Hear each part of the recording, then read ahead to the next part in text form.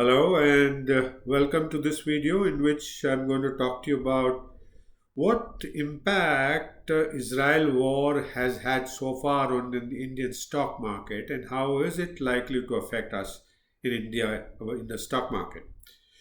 So as you all know, Israel has been at war with Hamas for now about over 2 weeks, right? And this is the day I'm talking to you on 23rd October 2023. So it's been 2 weeks roughly. And the Indian stock market hasn't been badly affected. In fact, it has remained practically at a high level. It has gone up to 21,000, 20,200, 400 Nifty, and now it's about 19,600 kind of a thing. So the question is, how will the Indian stock market behave in future? Is it going to continue to stay where it is for quite some time? Is it going to drastically drop down? Or is it going to go up in spite of this Israel-Hamas war? Okay, so let's analyze that and try and come to some, let's say, informed and so-called uh, intelligent judgment or intelligent answer to this question. So let me state that as my understanding goes, Indian stock market are on a solid wicket. Why solid wicket? A couple of things.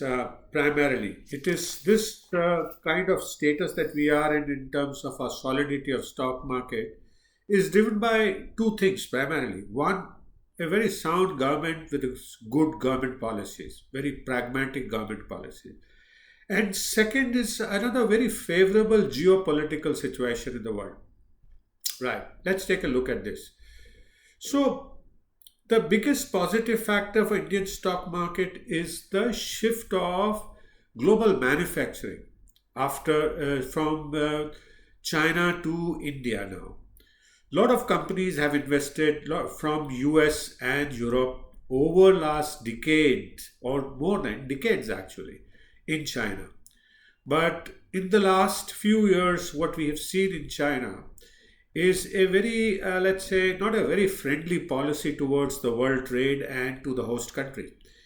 And as a result of these, each of these companies who are based in US and UK have considered and now come to conclusion that they would like definitely a second source of manufacturing based in India, if not entirely shift out of China.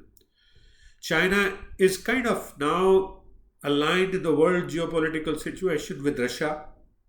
It is definitely now directly opposite US as well as Europe and UK. So China has isolated itself in the world geopolitical situation. And as a result of that, more and more companies will shift. We have seen Apple announce shifting to India. We have seen many IT companies shift the base to India. So that is one very favorable factor. Second favorable factor, and that is again the even more important than this shift is happening, is because of very sound government policies of the current government over the last 9 years. We have done a lot of reforms.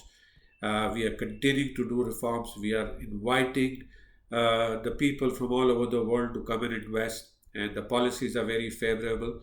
So the government is very pragmatic and very open to have the companies from overseas come and invest in India.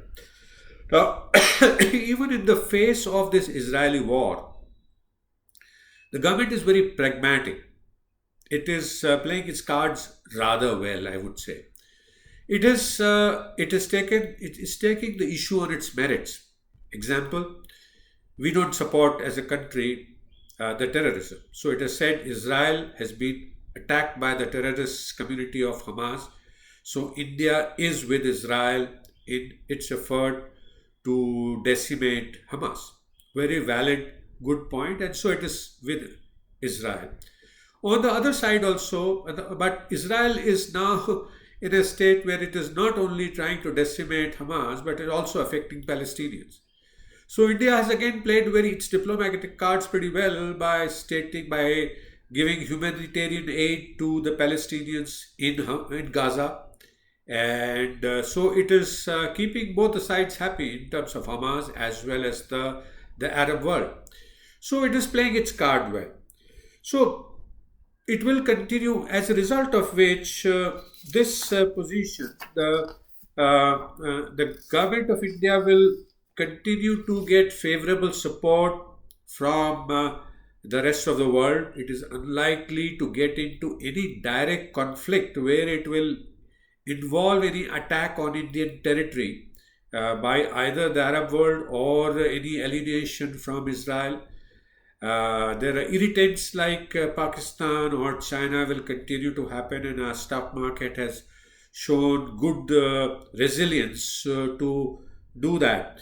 So, given all this situation, I still see for next 4 5 years, unless some dramatic political change happens in this country, which again I don't anticipate. So, given the stability of government, given the stability of government policy and optimism and the desire to become the third largest economy in the world, I see Indian stock market poised for continued growth in the longer term, year, 2 year, 3 year, 4 year. Now, things may temporarily be, things can happen. Supposing something happens dramatically in Israel or in Palestine and any other place, and it can impact the Indian stock market negatively. I would take that any dip in Indian stock market is a good opportunity to buy stock, any good stock, or invest in mutual funds that are have invested in good stocks, so that in the longer term, 2 year, 3 year, 4 year, 5 year, you can get good appreciation. Now, the question that you may ask me is, how do I find what stock is good? Is ITC good stock? Is Infosys good stock? Is Wipro a good stock? Now, I can't answer any stock specific questions, but I can tell you the general rules by which you can find what is a good stock. You need to look for two things. Is your money going to be safe? Is the stock risk free? Is it free from any financial risk in terms of company taking too much loans like many companies have taken?